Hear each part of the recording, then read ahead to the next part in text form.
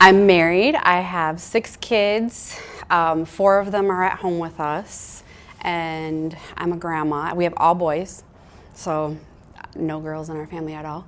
I have 2 jobs, very, very, very hectic schedule, and that's pretty much it. What's your job? What are your jobs? I work at a mortgage company, and then I actually contract for LadyBoss. Right. Okay, cool. So how did you find out about LadyBoss? When it was tool time, there was an ad on Facebook. I don't even remember what it was. It was a really long time ago. And I did the trial, and I've been a LadyBoss for almost 4 years now, since like April of 2016. So before there was Facebook or anything. It's before it got so big. Awesome. So before you started LadyBoss, what were some of your biggest struggles? What were the things that held you back? I had severe issues with my self-image, being depressed. I was in a very toxic relationship, abused pretty much my whole life by every man in my life. So I had a lot of like insecurity and just no love for myself at all. And when I found LadyBoss, of course I lost the weight. I lost like 63 pounds. But I almost think the weight loss is like an added bonus to all the other stuff I got, because I'm like a completely different person. I mean, I was hospitalized before. My kids saw me on suicide watch. Like my teenage boys had to come and watch me in the hospital and come visit me.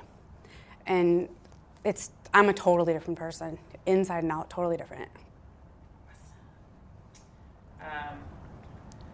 What was your desire? What was the moment that what did Kaelin call it this weekend? Your breaking point, your tipping point, because you just described a bunch of different experiences in your life. Was there one that really stood out for you where you're like, I need to change? I think, so I was with my first husband for 23 years, and when we separated, I lost my identity. That's all I knew was being a wife and being a mom. I didn't have any hobbies. I didn't take care of myself. I was 225 pounds. Like, I was not healthy at all.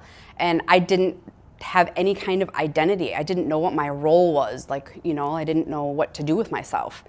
And I think when I found LadyBoss, it just gave me something to focus on at first. And then I was like, oh, cool, yeah, I'm gonna lose weight. Totally more than I expected. And I think the biggest thing that I found is just loving myself, and then it kind of snowballed from there. And I found that I love working out. I love how I feel after I work out. So I have a lot of stress in my life, so I actually look to work out to relieve the stress. Whereas before, I would just lay around and be depressed, and I deal with severe anxiety too. So when I'm going through something, the anxiety usually spikes, and I feel like I'm out of control, but when I'm working out, it soothes me.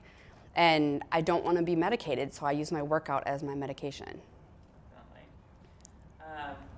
What was your desire to change? So externally, we talked actually quite a bit about the internal benefits that you got.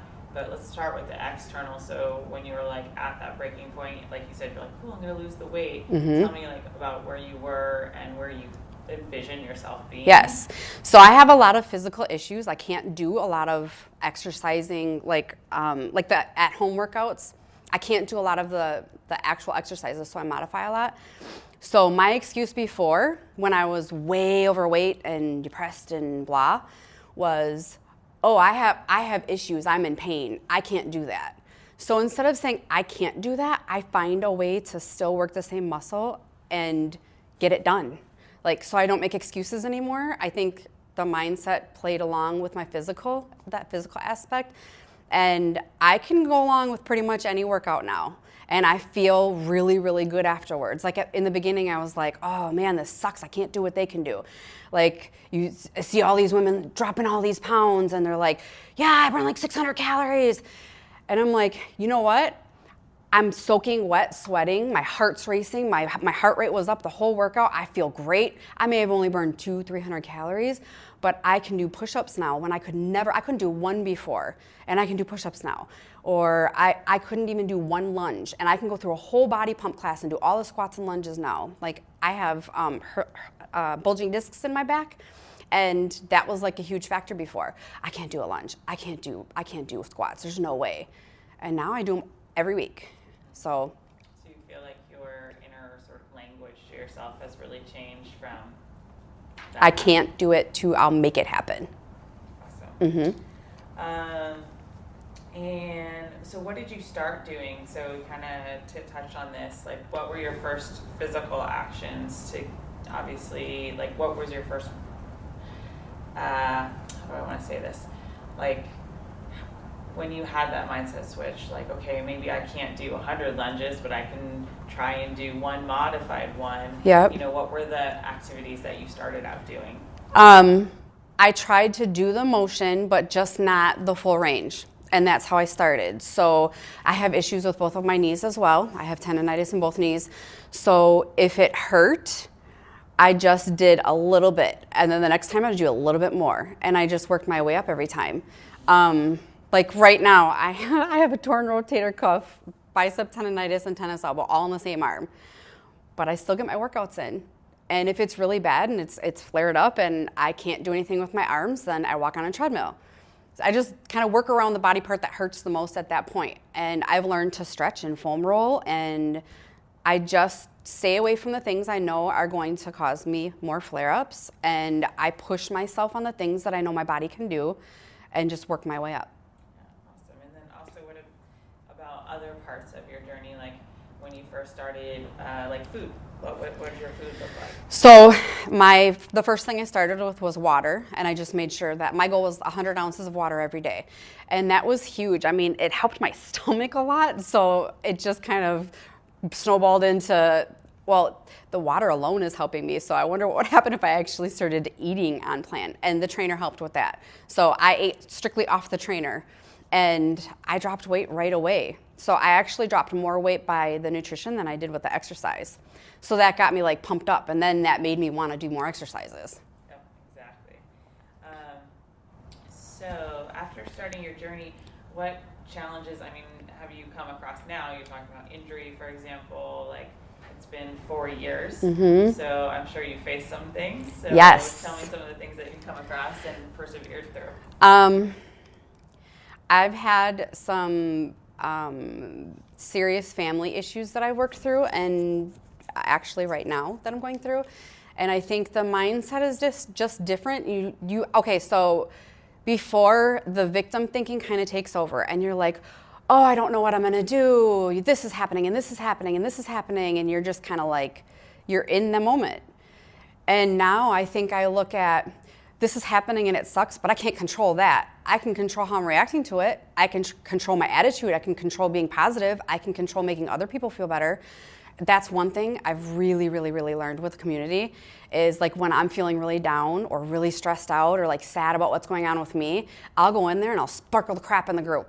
And I feel a lot better. It's crazy how it impacts you. It really does make a big difference. So I feel way better. So what are some things that you failed at? I mean, we've all failed at things. Things that you've tried and, again, persevered through in this process. Like you could even think about, like, oh, I tried to make this thing and it, like, my cake exploded in the, microwave, or, things like little frustrating sticking points. Food has been really hard to be consistent with for me. So I go through periods where I'm like really gung-ho and I'm gonna stick to it, and then I get a little bit off track and I'm like, okay, I gotta start over again. I think, again, just having the mindset that I'm not restarting, I just have to refocus again. Just get right back at it. Like, it doesn't take as long to get back at it. And been doing it for almost 4 years now. It's like, it's part of my life. It's not just like, oh, I'm on a diet. Oh, I'm trying to lose weight. It's like, no, I want to be healthy. So if I want to be able to get through my next workout, I need to fuel my body the right way. So total different mindset. Totally. What goals have you achieved with LadyBoss, and what tools have helped you get there? I mean, you talked about the trainer a little bit already. The trainer is very, very important to me. Like, I still use it pretty much every day. The recipes in there are great. I use the at-home workouts sometimes because I weightlift, so sometimes I use the at-home workouts as like warm-ups to my weightlifting routine. But I use the lean too and fuel. I really like the shakes after I work out because a lot of times I don't have time to eat afterwards, so I'll use that as my meal right after. But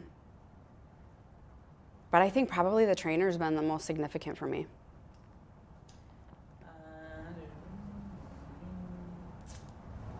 What do you think other women just like you need to hear? You're not too old. It doesn't matter what kind of physical issue you have. The doctor can tell you you have 16 different ailments and you're on 20 different medications, and it doesn't matter because you still can reach your goal. Even if you can't physically move, if you are in a wheelchair. I have a friend, a LadyBoss, Angel, she's in a wheelchair. She doesn't let that be an excuse, you know? Like it doesn't matter how stressed, how much little time you have, what kind of physical ailments you have, no money, like it doesn't matter. If you have the right mindset, you'll make it happen. I wake up in the morning every day at 4 a.m. and I go work out because I have 2 jobs and 4 kids at home. Like, you have to make it happen. I know I'm not gonna do it at night, so you get up a couple hours extra in the morning. Totally. What has been your favorite part about being a lady boss? Oh my God, the community. The friends I have from LadyBoss, I talk to every day. Some of them I haven't met until today.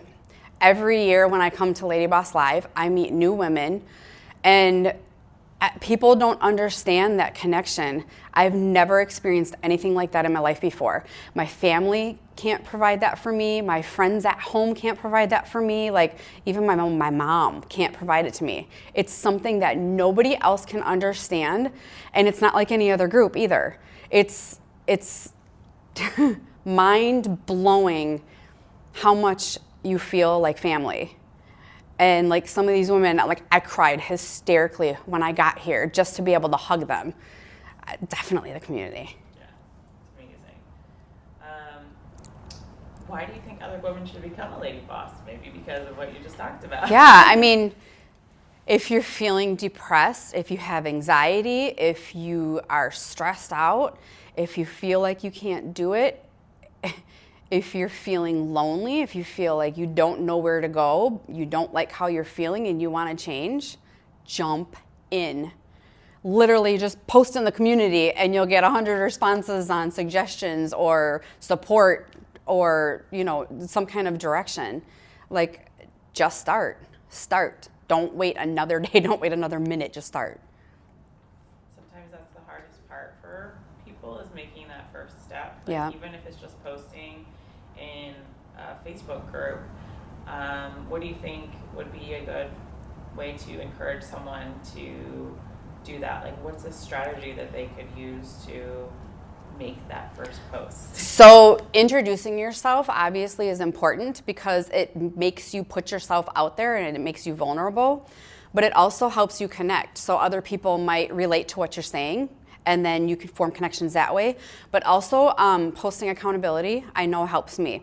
So if you post every day, if let's say your goal is to drink a gallon of water a day, posting in there and saying how you did, whether you did it or not, just posting in there every day and holding yourself accountable, because someone will come up with a suggestion if you're not getting it and say, well, drink 24 ounces before each meal, or drink 24 ounces before lunch, or whatever. Like, they'll come up with suggestions.